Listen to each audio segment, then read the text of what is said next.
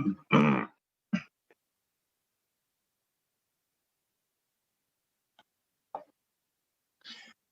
idea of a revolutionary government has again resurfaced and was immediately met with opposition.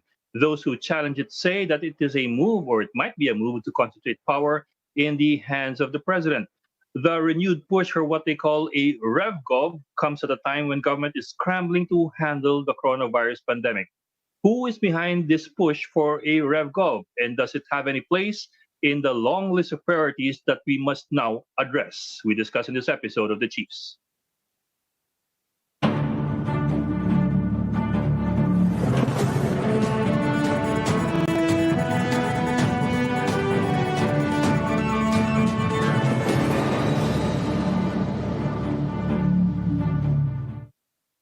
Welcome to this Monday edition of the Chiefs, and with us right now are Ana Marie Pamintuan of the Philippine Star from the port area in Manila, and Robbie Alampay from the One News newsroom in Reliance Street. Oh, and Lucy Cruz Valdez of the head of News 5. We thought you were coming in a little later, but welcome again.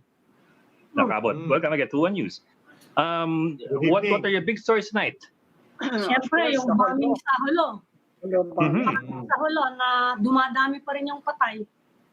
Yeah. Saka nag-iiba-iba yung number eh. Kaya medyo late kami ngayon. And what makes it interesting kasi is that remember the Holo shooting ng June 29, the Army Intel operatives who were involved in that shooting, who were the victims of that shooting, were supposed to be tailing what they suspected to be a female suicide bomber of the Abu Sayyaf.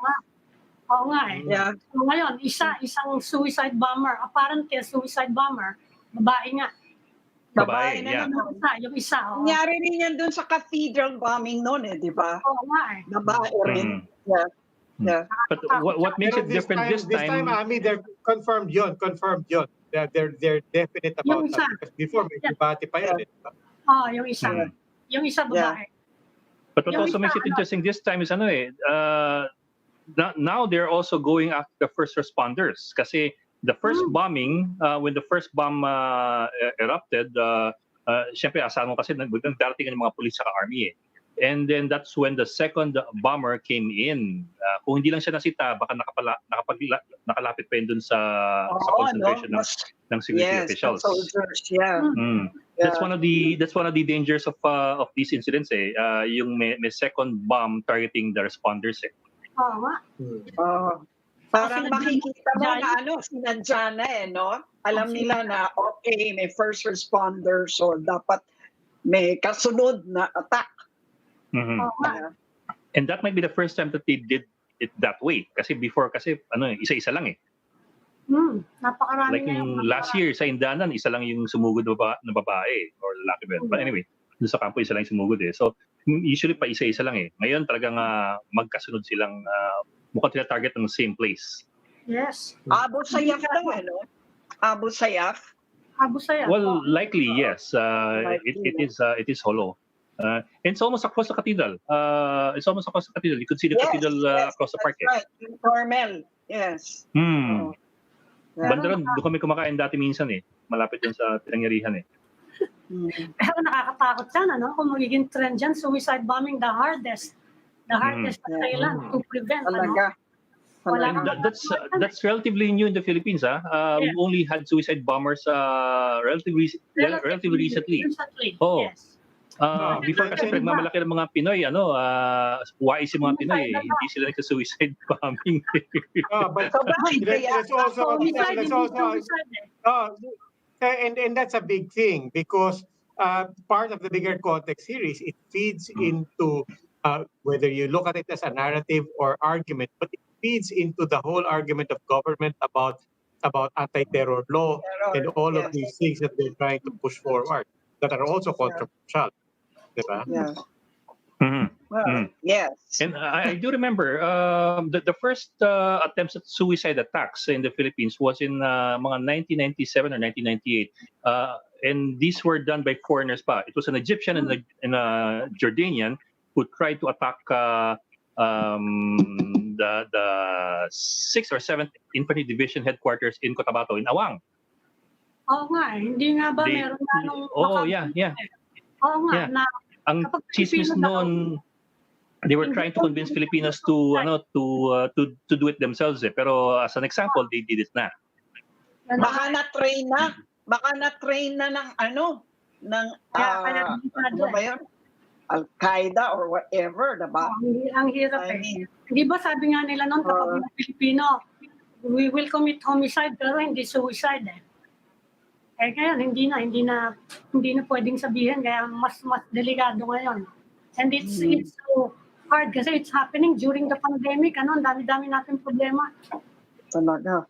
Yeah. Eh, ano pa yung problema yan? Ito pa isang ito yung topic natin ngayong gabi. Na pinagkakaabalahan. Hinihintay ko. Ano naman yung segue? Oo nga eh. Di ba? Pati political problem. Paano mo nagawa yun? Pati political problem eh. Habang Okay. Paano natin? Pero kakaibang revolusyon to, Di ba? Kaya mag-revolutionary government pa tayo. Ha? Andiyan na ba yung guest natin? Yeah, I think he's here already. Yeah, I think he's here. Let's bring him in already. Well, we're talking about proposals for a what they call a RevGov or revolutionary government. And joining us tonight will be Interior Undersecretary Epimaco Densing. Sir, welcome again. Welcome back to One News. It's good to have you back. Yeah, good evening. Natawa rin ako sa sinabi ni Amy kanina eh. Alin dun? Yung segue? Yung problema. Well, ito naman, sir. Teka, bakit Sir, ako? anyway. Well, sir, kasi ganito, sir. Well, to be honest about it, kasi we do remember mga 2 years ago, you were also involved in a RevGov proposal, and that was several years ago. I understand that. I didn't see you in this recent one. The one I saw in this recent one was Usec Martin Dino. He was in the photographs in Bulacan. Now we wanted to bring you in to ask you, well, among other things, first of all, are you still involved in this group? Because I understand you're the honorary chairman of one of the movements involved here. At least you were. So are you still involved? And what makes this particular push for RevGov different from what was being pushed 2 years ago? Well, first of all, I'd like to make a disclaimer. Whatever I say tonight is my opinion and does not reflect the agency, because I remember 2 years back, I almost filed a libel case against a newspaper for saying that I was moving around to push for a revolutionary government. So this is my opinion and not an agency position. No? And yes, I was involved 3 years back, and it ended after the fact that the president did not accept our offer to take the lead in a revolutionary government. So after that, since there was no acceptance, then there's no RevGov. Because under a revolutionary setup, the leadership is given only to one person, to a specific person. And in that time, we were giving it to President Duterte, who unfortunately did not accept. So since there's no leader to handle the RevGov at that time, which we were pushing, there's no RevGov. Now, what's the difference between before than what was pushed last weekend? Well, first of all, for us in government, we respect their opinion. No? That's their personal opinion. They want to express their personal thoughts that they want a revolutionary government, so be it. But the major difference is there is, in my opinion, there is no mass support for this group coming in. Unlike 3 years back, where we were able to made a simultaneous call of at least 1 million. I remember that was November 30, 2017. 1 million people going out all over the Philippines in the major cities to ask President Duterte to accept the leadership of a revolutionary government. So it was really a mass action. The numbers were there. Unfortunately, he did not accept. Much more this group, who are also my friends, over the weekend, but I don't think they have the numbers. And the timing, the timing is really not so good, because all of us are focusing our attention on this COVID-19 pandemic. So I don't join their group for purposes. I was not even invited in the first place. Yes, sir. Pero sir, it's still the same group, diba? Yung Mayor Rodrigo Duterte movement, it's still the same group. It's different. In November 2017, there were a lot of groups who joined us in that 1 million people who came out in the different cities all over the Philippines, but they were not part of it. MRRD and ECC was not part of that November 17 mass gathering to call for a RevGov. This one is MRRD and ECC. I think it is still being chaired by former TESDA chief Jean Mamunjong, and Bobby Brillante is serving as one of their spokesperson. So this is entirely a different group from that of in November 30, 2017. But don't you have the same goals, basically to install President Duterte as a one-man government in effect, no? And to push for the reforms that you want. So in terms of the goals, pareho, hindi masyadong nagkakaiba. Ang tanong, why do you have to do that when President Duterte is already president? There's a people's initiative option if you want changes in the constitution from the grassroots. Why do you have to resort to a call for a revolutionary government? Well, at that time, no, and they're using the same script that I did 3 years ago. First of all, we were pushing for federalism, and in my opinion at that time, federalism will not happen because Congress will not let it happen. Okay. So since Congress will not let it happen, the people has a right to revolt. That right to the revolt is innate in any constitution all over the world, especially in a democratic setup. You cannot see that word in the constitution, but it is innate in the constitution. That's why it says there in our preamble, we the sovereign Filipino people, we are the supreme power. In other words, what I'm saying at that time is we need to amend the constitution, if not scrap it, because the 1987 constitution is the root cause of the country's why the country is not thriving as an economic power in Asia and anywhere part, because we are being stunted by the many provisions of the 1987 constitution. So it's the 1987 constitution which has caused many rich people to become much richer, Filipinos, and it also stunted our growth that made the Filipinos not coming out of poverty. It's this constitution that we are revolting against. That's why we wanted to change it, because the federal system of government is something that we feel which will promote economic growth not only in the national capital region but also in the countryside. So what we wanted is to really change the constitution, because we felt the 1987 constitution, which is already 33 years old until now, has never been amended, and it's the rich which became richer because they've used the constitution to their advantage. Who do you think made money out of the utilities? It's the Filipino rich, because the foreign investors cannot invest in utilities in our country. So the Filipinos took advantage of that. The Salim group of Indonesia was able to turn around and made investments in the country through Manny Pangilinan, because they knew they had the market. So in other words, power is up, the cost of telecommunications is high, primarily because it is limited to the Filipino oligarchs. That's what this 1987 constitution has done for us. Okay, for disclosure, Usec, Manny Pangilinan is the chairman of TV5 and Signal. Para lang ma-disclose. Okay. I'm a shareholder of MPI. Yeah, no, Usec, I won't. It's only disclosure lang. I won't go into the arguments for a RevGov and so on. As you said, Malacanang has washed his hand of this. The senators, Congress are saying there's no way, this is a ridiculous proposal. So I won't go down that line. I will ask you, in your capacity as an official, not in your previous involvements, but in your involvement with DILG, your official hat right now. Because a lot of people are saying, okay, I can hear your point about free expression, may karapatan sila. But let's face it, if this was another group asking for a RevGov, and hindi si President Duterte ang manok nila, government will be invoking anti-terror laws already.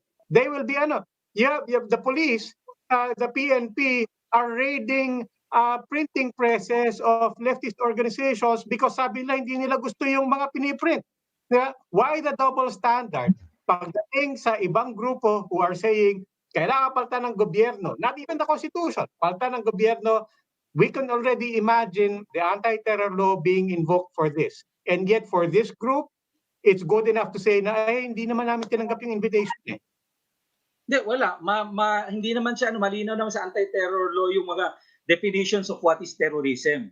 And I don't think, I mean, those are also propaganda na kinukuha yung ano eh. They never invoke the anti-terror law in those raiding that you are talking about, but more on the anti-subversive law in the revised penal code. But never the anti-terror law kasi malinaw ang definition ng terrorism. And what they've done dun sa sinasabi mong raid is not terrorism. What they're doing what they did in Clark is also not terrorism. So to me, but you see my point. I mean, Usec, but you will acknowledge my point. I mean, look at what you're doing right now. You're going into, hindi, iba naman yun, iba naman to. Iyan yung tanong ng mga tao, bakit iba yun at bakit iba to? Pareho lang naman. In fact, kayo, you're going beyond that. You're, or not kayo, hindi kayo. Let me correct myself. But this group, and the group that you had before, was calling for a scrapping of the Constitution, not even a changing of the government. The other people are just calling, whether it's the anti-terror law or anti-subversive law, the point is the law comes down hard and sometimes recklessly when the groups are, hindi si President Duterte yung manok nila. Ngayon si President Duterte yung manok, okay lang, free expression. I mean, I'm on that side as well of free expression, but ang tanong ng mga tao is, won't you acknowledge that there's a double standard here? Well, at the moment, I won't. And I don't see any double standard at the moment. Again, if you're talking about the application of the anti-terror law, it's not applicable in any case at that moment because klaro na ang training ng ating kapulisan and even the armed forces for that matter kung ano ang applicability ng anti-terror law. I'm part of the National Task Force LCAC, heading the SUCBEM Sectoral Unity Cluster. And we never talk about it primarily because there's no way of adapting that law to whatever they're doing right now. But it's clear to us for us to end subversion in our country. Specifically itong NPA, CPP, NDF. But again, hindi applicable. That's why we never talk about it because it's not applicable under the situation. Doon sa nangyari sa Hulo, yun applicable ang anti-terror law. So there's no double standard. We are very consistent at least at this point. Because Robbie, sasabihin ko sa iyo, if there was a double standard, ako mismo magsasalita. And I will not back out saying that there was na ginamit ang anti-terror law for something that is unlawful to the gain of government. Ako mismo magsasalita. At the moment, in my analysis, in my observation, I think there's no double standard and there's no improper application to the law at least at the moment. Usec, let me be a bit more specific. Hindi anti-terror law. Let me be more specific with Article 142 of the Revised Penal Code. That's the provision against inciting to sedition. No, Yes. Remember, the anti-subversion law has been repealed already, so wala na tayong subversion law.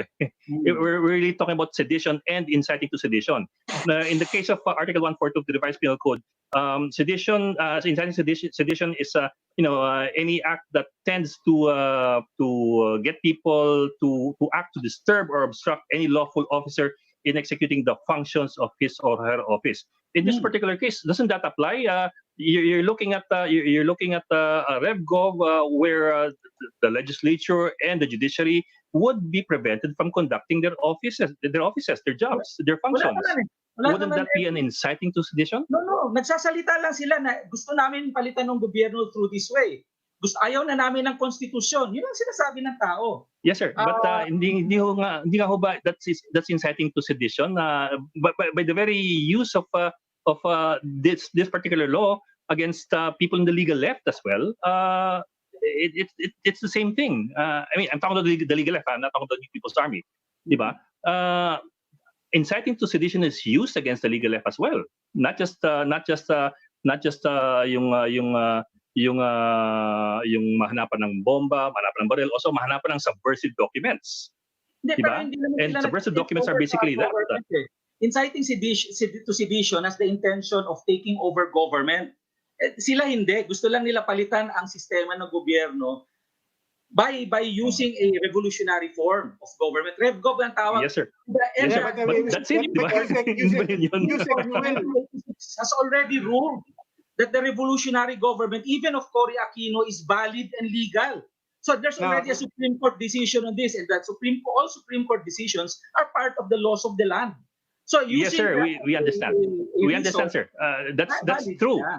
That's yeah, true. It's valid. It's true if you win. For example, if Aguinaldo won his revolutionary government would be in existence, it would be legal. He would not be labeled as a subversive. But in his particular case, he lost. So until it happens that there's a complete takeover, that would be illegal. That would be subversion. That would be sedition, di ba? maybe Yusek, let's get the I'm timelines being clear. conceptual lang, conceptual. Let's take get the timelines clear as well. I mean, the Cory Aquino government did start out as a revolutionary government, and then it paved the path eventually for a new constitution that was ratified by the people. After that came the Supreme Court decision acknowledging the actions of the revolutionary government, but it was now the constitutional government. This is totally different. You have the constitution, you want to throw away the constitution and ignore it. I mean, can you will at least help educate the public that the government, when we talk about the government and we talk about the state, we are not talking about the incumbent president. Part of the government is the Congress and the judiciary that you want to ignore and put aside. Kaya nga, Robby, that's what I'm That's what saying. you're trying to understand. It's not about President Duterte, because your argument is that it's the same president anyway, but you will agree with us and you will help us educate the public that President Duterte is not the government, he is not the state. Any incumbent is not the government. Yeah. Under the present constitution, he is not. He's the president of our country under the present constitution. That's why, if ever there was such massive support, just for theoretical discussion purposes, and we were able to say we no longer, the 1987 constitution is now set aside. We are now putting a provisional constitution while we are making a new constitution, federal constitution for that matter. We need a leader temporarily to lead our government. And at this point, and at least these people and us at the time, a few years back, we wanted President Duterte to lead. But in the absence of that, there's no revolutionary government to talk about. That's why I'm saying, with all due respect to my friends from MRD and ECC, this will not have any success because of the absence of the mass support. That's number one. Number two, all of us, including myself, who is a RevGov supporter, supposedly, at least in concept today, will not support this because all of us will focus on COVID-19 pandemic. So the timing is really not there. There's no mass support. They were saying 300 people present at that. I would say it's even less. Again, with all due respect to our friends, let's focus on the problem right now rather than this one. And we are one in the government right now that we will not put our attention or sway aside our attention to this RevGov that's being pushed by our friends right now. Usec Densing, but you are also part of a group that's pushing for constitutional reforms. Yes. Kumusta naman yung status nun? Is it still alive? Kasi medyo na-sideline siya netong all this talk about the RevGov eh. Lalong sumama yung perception ng mga tao about the effort. Is it still alive, this effort? Yes. If there's any official position that I can make in behalf of the agency, we are still pushing for the constitutional reforms, no? And this is being pushed. We have a program with that with the DILG in core. There's a push, but medyo nagiging mabagal because the directive to us is really focus our attention with COVID-19 pandemic. And in the meantime, merong mga nagsasuggest, including Defense Secretary Delfin Lorenzana, na dapat daw imbestigan yung mga tao behind this proposal for a revolutionary government. Is there any appetite in the agency to push through with any kind of investigation? I'm asking because you're in charge of the PNP. None yet. Unless there's an official complaint or an official directive to us, that's the only time we will move rather than doing this motu proprio. Because as far as we're concerned, at least at this moment, they're just expressing their opinion about a change in the system of government, no, from the current unitary to federalism. They just saw to it that to be able to make that shift, they needed to use a different method, no, to be able to make that change. Instead of using the constitutional way, they wanted to do the extra constitutional way, which is using a revolutionary form. But again, I don't think it will fly. So unless there's a complaint or somebody directs us to make that investigation, we will not, at least at the moment, at least this present time. And to be fair to Usec Densing, si Usec Densing hindi kasama dito sa renewed push for RevGov. We're talking about 3 years ago pa. But Usec Densing, yun nga, si Usec Martindino was there. He was there in the photos outside Baraswain Church with the group pushing for RevGov. How does that apply now to people in government? People in government who are pushing for putting aside the Constitution, not through amendments, but through a revolutionary extra-constitutional means. Doesn't that put incumbent officials in a questionable position? Well, I was told that when they launched that in Baraswain Church in Bulacan, it was a holiday. So he has a right to be there and express his opinion. When I expressed my opinion 3 years ago, it was November 3rd, also a holiday. So I made sure that I can express personal opinion on a holiday. So I think that applies. Okay. Usec, let me ask as well. Let me ask as well, because PNP is DILG has its mandate over the PNP as well. Is it enough for the chief of police to say, I was invited pero dinecline ko naman yung invitation? I mean, given all the controversy and the questions as to whether or not this is crossing the line, we also hear the point that, but this is free expression. These are people. Same with the legal left, no, and same with anybody who says, no, I don't want this government. Paltan natin to gobyerno. Ayaw ko si President Duterte. Patan din nilang mag-ano na yan. But when you're calling for extra constitutional moves, is it enough for the chief of police to say na hindi ko naman tinanggap yung invitation But in the meantime, he's acknowledging that there is this extra constitutional movement. Was it enough for him to just decline it, or is it incumbent on our officials to look deeper and to keep following and monitoring this movement? Well, una sa lahat, wala naman tayong magagawa if the organizers want to invite anybody, no? They can invite, I was told they also invited even the AFP Chief of Staff, no? And of course, si General Gamboa. Because again, if we are to launch, if there was to be a successful RevGov, there should be a support of the military, no? Because it's very clear, even in the Constitution. No, but Usec, I'm sorry, Usec. We're not asking the politics here and the practicalities and did they plan this out well. That wasn't the question. The question is, these are public officials. Same with Mr. Dino. These are public officials. What's the proper thing for them to do when confronted with something that is arguable, debatable, but potentially extra-constitutional and illegal? Yeah, the question is being put to the DOJ. The question is being put to government. Does this cross a line in terms of inciting to sedition? Does this cross the line? So in other words, there is a question of illegality. The question is, when that question is posed and the police and the defense officials are invited to commit something that some people are alleged is illegal and unconstitutional and potentially treasonous, don't they have a responsibility to go beyond, hindi ko naman tinanggap invitation? Well, again, inuulit ko, the invitation will always be there. They have no control over it. But as they're aware of the Constitution, sir. That's what we're saying. They're aware of the invitation. They're acknowledging it is a real event. But as officials who swore that we will protect and defend the Constitution, we should always decline. Okay. The only thing that you can do is express an opinion. That's the best you can do. But we should always decline and not to be involved, because our role as officials, especially that we swore to the Constitution, is to protect and defend the Constitution. That was why I was telling you, in the few years back, I was already willing to resign. But Usec, that's my question. Shouldn't protecting the Constitution have an active component other than passively declining an invitation? They're the law enforcers. They are the armed defenders of the Constitution.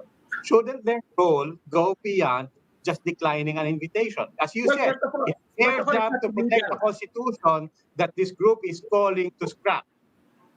Well, first of all, it's not illegal. It's not inciting to sedition. Much more, it's not necessarily unconstitutional. Because as long as this has been done by the people themselves to express an opinion, to express themselves their thoughts, and they want to mass gather because they have an opinion, then you cannot do anything about it. Okay, again, I'm very clear that I mean, it's not illegal nor a violation of Article 142 of the revised penal code. But what is essential here that we have to look into is our involvement. Because if you're a government official who swore to your constitution and you go there to actively participate, especially on official time, then that becomes something that we can investigate.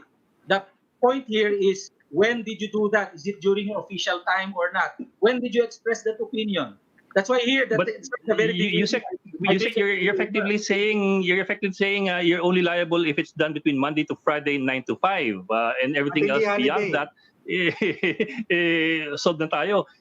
Kasi po with the same argument Martin Dino was there nga and he is a public official. You were there 3 years ago. You're a public official. Your only argument in that for that point is that it was done during a holiday. Do you really think that carries any weight? That argument carries any weight? Na holiday naman, so kahit anong gawin ko, kahit unconstitutional or extra-constitutional, walang problema.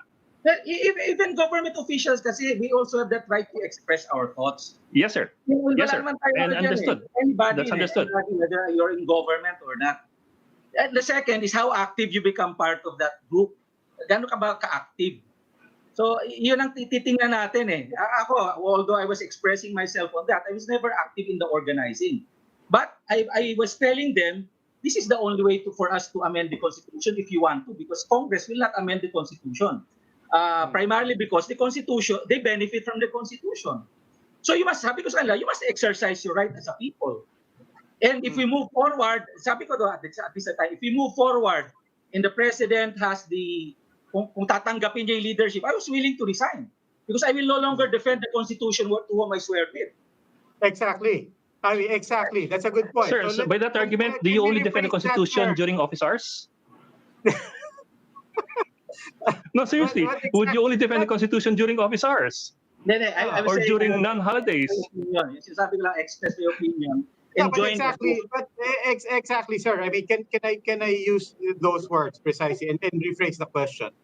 Shouldn't every public official who is pledged to defend the Constitution, isn't the minimum requirement for officials who will defend the Constitution be that they will not campaign to throw away the Constitution?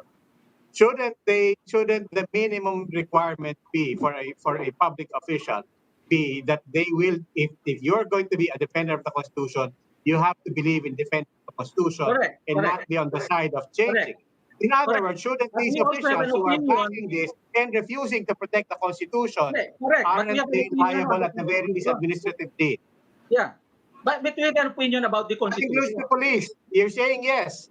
So that includes the police. That includes the chief of police. That includes the defense secretary. Correct. But we have what I'm saying is, despite the fact that we have to defend and protect it, we also have an opinion on it, which becomes part of a potential change in the document itself. That's why that document itself, that paper, is still subject to changes, amendments for that matter, because we have our own opinion. Yes, but you can have your opinion and nobody will go after them for expressing their opinion. But you can go after them for their administratively, for their position, di ba? Because they have their opinion, but they have their mandate and their responsibility to public officials.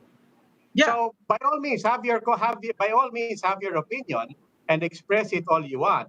But you have no right to be a pledged and authorized and mandated defender of the Constitution if you're not defending.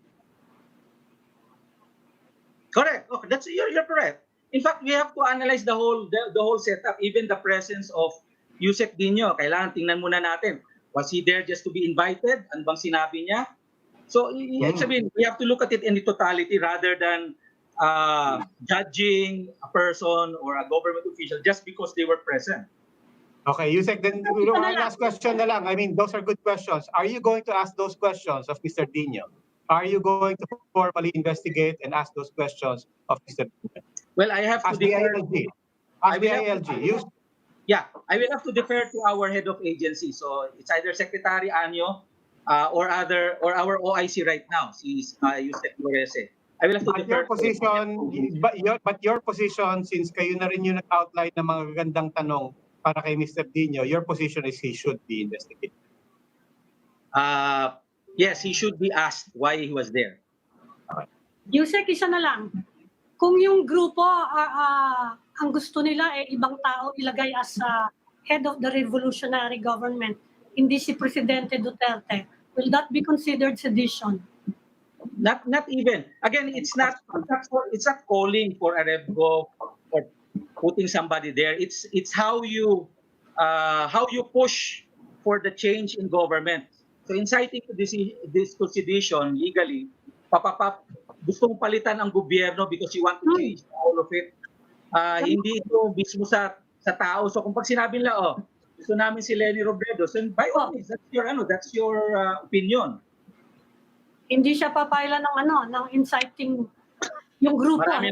Marami ang gusto mawala na si Presidente para mapalitan nga ni VP supposed VP Len, So we're not filing cases against these people for inciting sedition because it's not.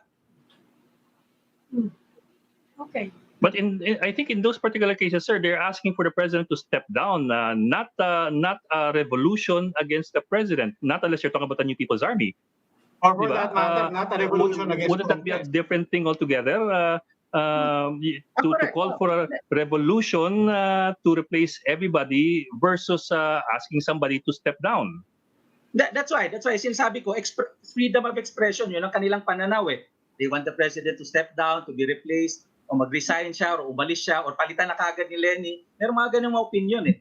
But in that case, kasi that would be within the Constitution. That would not be extra constitutional. That's what I'm saying. Calling for a revolution. Kung ang piece of paper that is governing our country is no longer beneficial to us, it promotes poverty, it promotes rich people to become richer. Why would we not change it? And the people has the right to know. Yung mga tao natin, kaya nga kailangan matuto sila kung ano yung gamit ng konstitusyon sa buhay nila. Kung malaman nila na sila pala'y naiisa ng Constitution, ng 1987 Constitution, tingin mo hindi yan sila lalabas. Lalabas sila. Kasi malalaman nila, kaya noon pala ang yaman-yaman nila, Ayala, dahil sila lang, 2 kumpanya lang ang may hawak ng cellphone natin, dahil hindi makapasok yung mga foreign investors to invest more and to bring down the prices of cellphone rates. Kasi sa Pilipino lang eh. So for the past 33 years, sila lang kumikita. O pag nalaman ng taong bayan yan, tingin ko hindi lalabas. Lalabas yan. Kasi hindi lang sila they're not just educated of the Constitution and how it affects their lives till today. Okay. Well, maraming salamat, Interior Undersecretary Epimaco Densing. Sir, okay magsasawa sa amin. Masaya naman kayong kausap eh. Thank you, sir, for joining us tonight. And thank you. And again, I like to invoke the disclaimer. Yes, sir. That was understood when we started. We started off with that. That your involvement was 3 years ago. Yeah, salamat. Thank you. Thank you, sir. Bye. Salamat pa. We will just pause for a break, so please stay with us.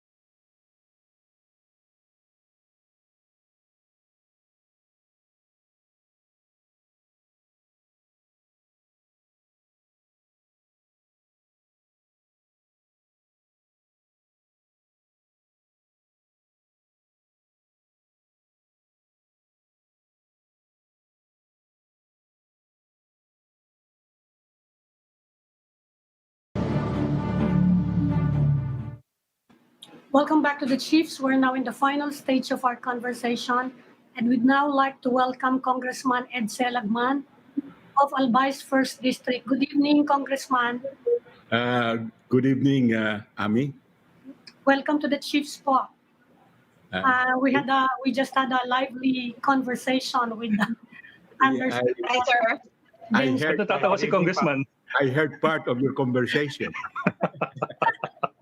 Kayo so itutuloy po namin sa inyo. What do you think of this proposal for a revolutionary government to shift to federalism at this point? At any point in time, Okay, sige. that has no constitutional or legal pedigree.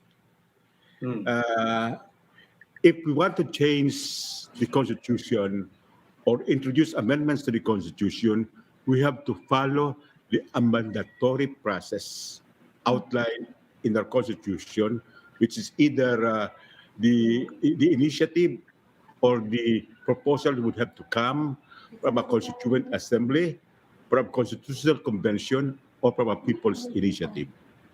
If we would like to change officials in the government, we have to wait for regular elections, because that is the democratic and republican mode of changing officials in the government, not through a revolution by any name whatsoever. Yung proponents nun, Congressman, are they liable for anything? For sedition, for whatever? Well, I think that has to be made under a serious study, because these proponents are wanting to change the Constitution. They want to change the form of government, and they want to make a new set of officials under a revolutionary government led by the president. So these factors should be weighed in whether they would constitute the element of inciting to sedition. Congressman, let me zoom into to public officials. People who are in office already, for example, si Usec Martin Vino, who was there nung Saturday sa Barasuing Church with the group. And you had, of course, Usec Epimaco Densing 3 years ago, who was also pushing the same thing. When public officials are involved, tapos may invitation pa, di ba, with the PNP chief to be there, with the AFP chief to be there, and so on down the line. When you already involve public officials, are they liable, or should they be taking active steps against it? Well, a public official in the first place is a public functionary 24 hours a day and 7 days a week.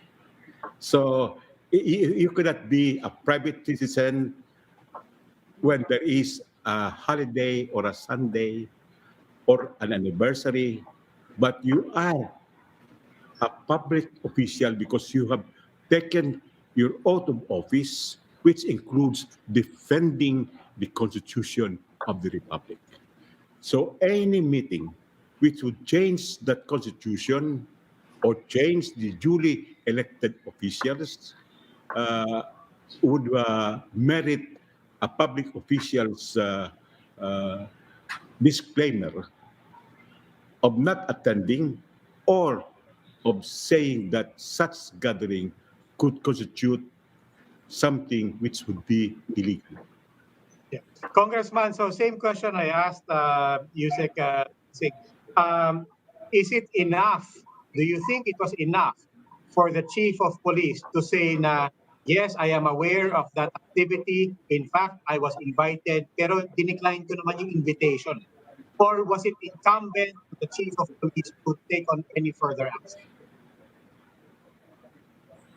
Well, it is good enough that he declined the invitation, but it would have been better if he denounced that meeting and its objectives.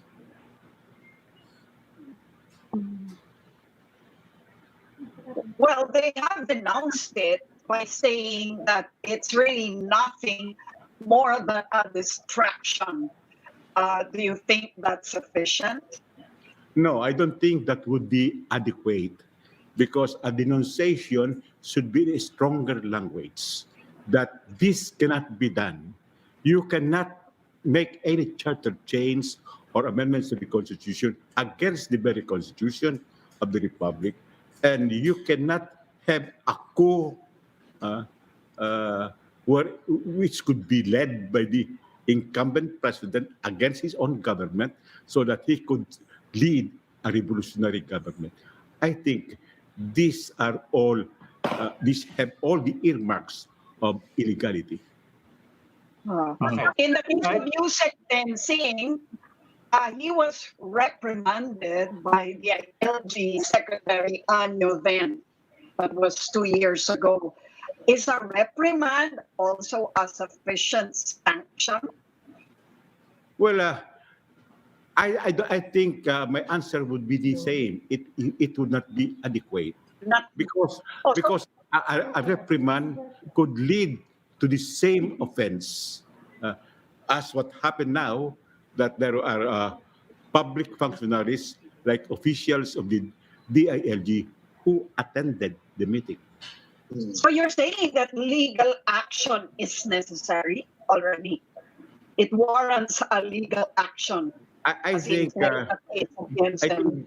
I think the Department of Justice should make a thorough study on this issue and find out whether the facts and events surrounding this meeting and its objectives would constitute a violation of the revised penal code, like inciting to sedition. Congressman, I noticed you described it as a coup against his own government. You're referring to the president.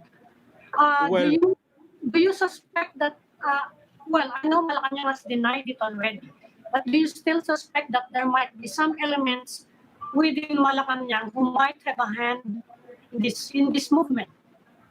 Well, I think this movement would not come out in the open without any official sanction from those in the administration.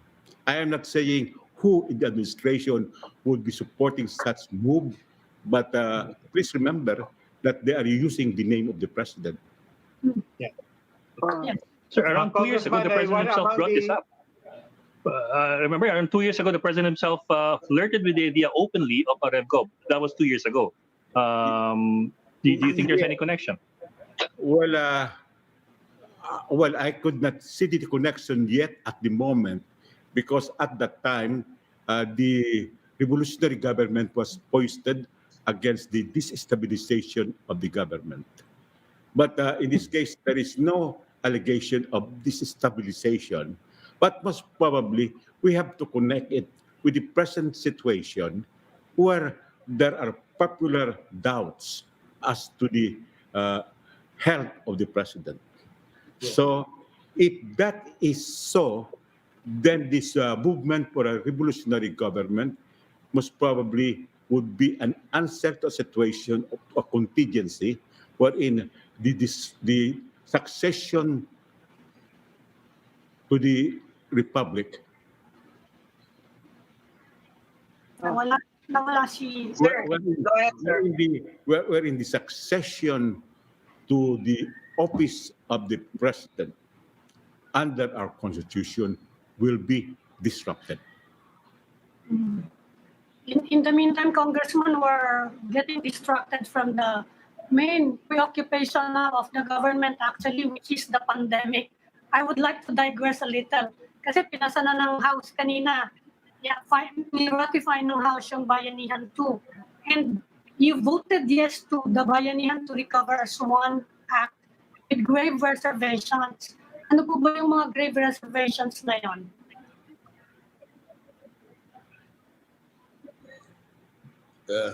Yes, in the first place, Ami, that relief and stimulus package under the Bayanihan 2 is so meager. I even call it pathetic, because the amount of 166.5 billion is so small to have a credible response to the pandemic, wherein the Philippines is number one in Southeast Asia with respect to the number of COVID positive patients. And moreover, we have an expanding war chest, which could adequately have a better or more appropriations in order to combat the pandemic, like, for example, giving more assistance to socio-economic relief to distressed citizens and to displaced workers, also to conduct a very thorough prevention, protection of frontliners, treatment of patients, conducting of mass testing, and also an appropriation which would be viable and adequate for the acquisition or procurement of the vaccine. And also, in order to help distressed companies which were ravaged by the pandemic. But that amount is too small. As a matter of fact, if we compare it to the 275 billion for the Bayanihan 2, for the Bayanihan 1, Bayanihan 2 is only about 60% or even lower than 60% of the Bayanihan 1 appropriation. And it is even only 12% of the 1.8 trillion Arise bill, which has been approved by the House on third and final reading and has been sent to the Senate, and the Senate has not acted on this because they were influenced, it was influenced, the Senate, by Secretary of Finance Dominguez. that the government can only afford to fund Yes, sir. Your reaction to that, please. 140 billion. Yes. Yes, sir. Yes, sir. So anong reaction nyo nga dun sa sinasabi nila Secretary Dominguez and also Secretary Jokno na wala ng pondo at ayaw naman nilang lakihan pa yung exposure natin sa mga creditors? Well, the fact is we have sufficient funds because we were able to procure grants and loans from multinationals like ADB, the World Bank, in the International Investment Infrastructure Bank. And also, the Bureau of the Treasury was able to raise sufficient funds. According to the Bureau, by end of June, 1.2 trillion has been generated in local or domestic borrowings. And then also, by August, about more than $500 million pesos had been generated in the auction of what is known as the premium bonds or the retail treasury bonds. And more are scheduled for auction. So the totality of this is that we have a little over 1 trillion to really respond to the pandemic.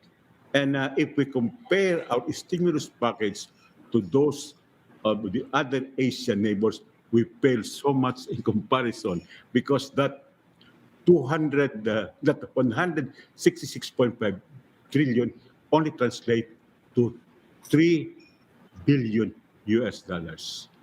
Other countries in Southeast Asia have much more stimulus package which they were able to adapt much earlier than the Philippines.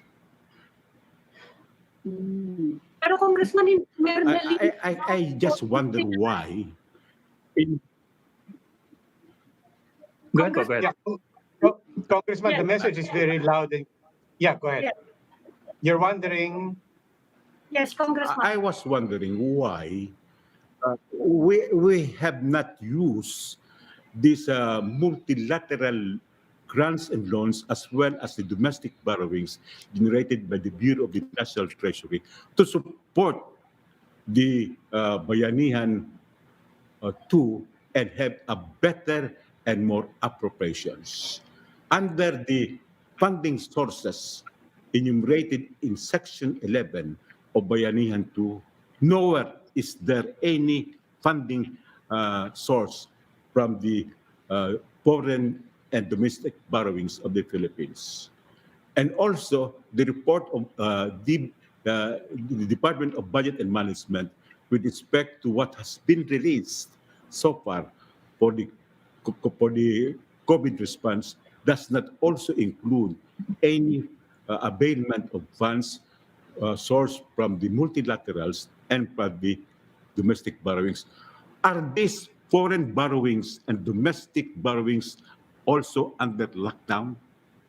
Or is there a partisan motive that this would be used in another enterprise? That is a question I would like to throw to the Duterte government, more particularly to the Department of Finance.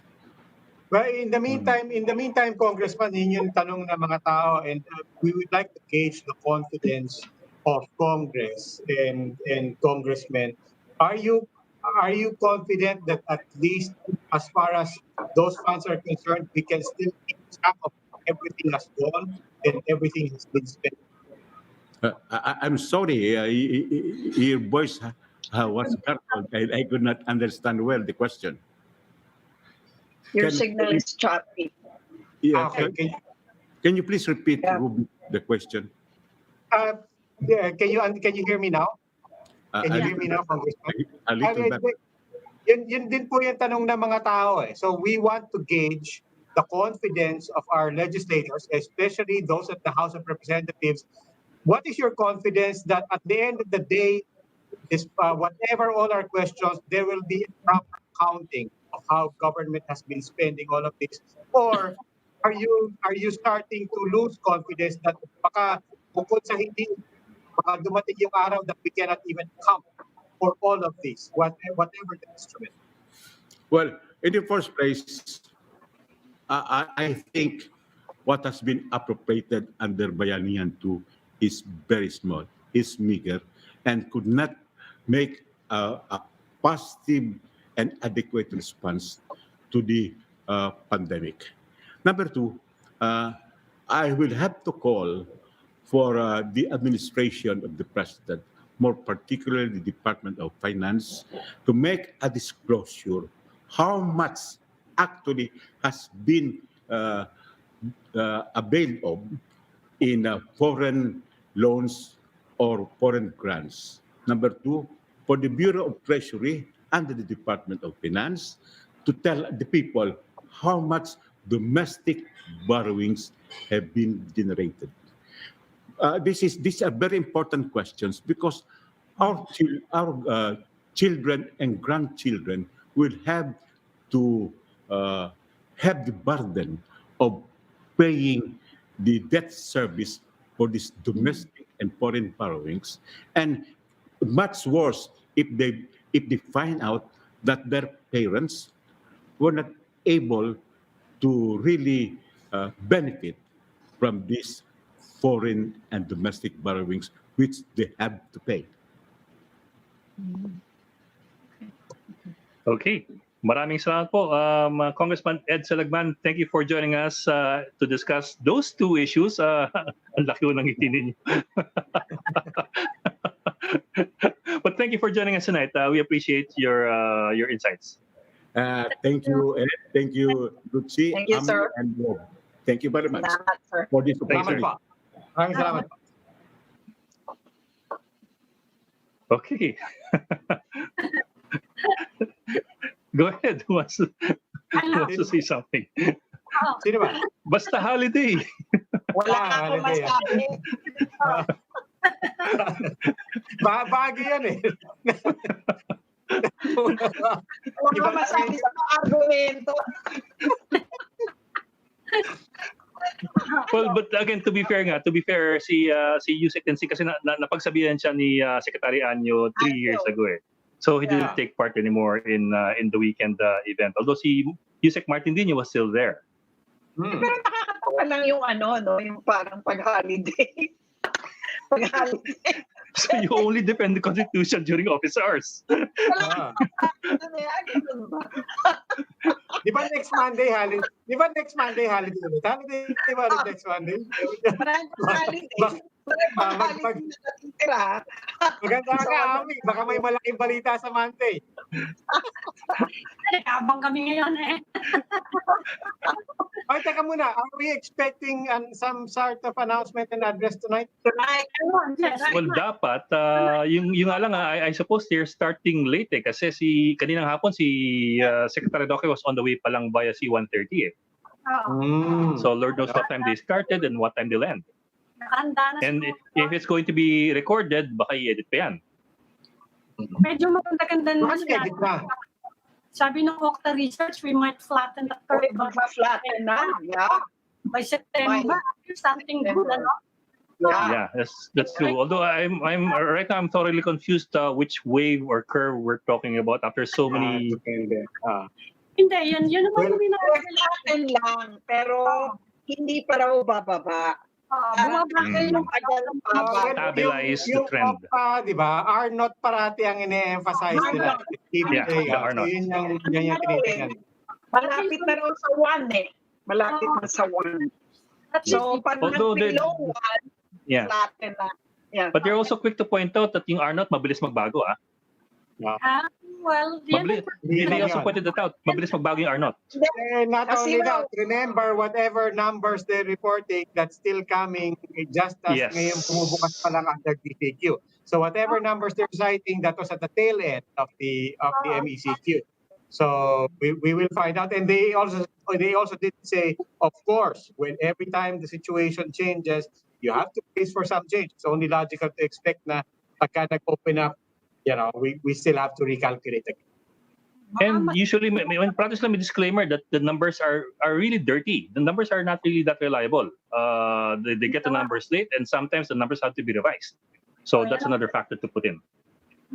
But Anyway, that's, nung may positive sa news, no? Nakita ko rin kung gaano kahirap talaga i-implement, i-contain, no? Hindi mo alam kung yung first level lang yung i-quarantine mo or yung second level lang. Alam mo, hindi mo alam kung saan ka titigil. So, ipapatest mo ba lahat yan? Pero kahit ipatest mo, nangyari yung contact 10 days ago. Di ba yung mapapaisip ka, so sino ba talaga? So I can imagine how difficult it is on a nationwide scale. Napapaisip tuloy ako, ba't ako nandito? Kaya nga. Hindi, siguro mas nag-iingat yung mga tao ngayon. Pag ngayon nakikita gaano kahirap, gaano laking perwisyo ginagawa mo. Yes, ang hirap talaga. Diba? So medyo nag-iingat siguro. Kaya tama siguro. Bawiin niyo na ako! Okay. and it's only a Monday, huh? It's only a Monday. We have 4 days to go before the weekend. So advance happy weekend, and that will be all for this weekend. For this Monday edition of the Chiefs, we hope to discuss here. We'll keep the conversation going. I'm Edling Alpha News. I'm Ami Pamindon of the Philippine Star. I'm Lucy Cruz Valdez of News 5. I'm Robbie Alampay, and we are One News.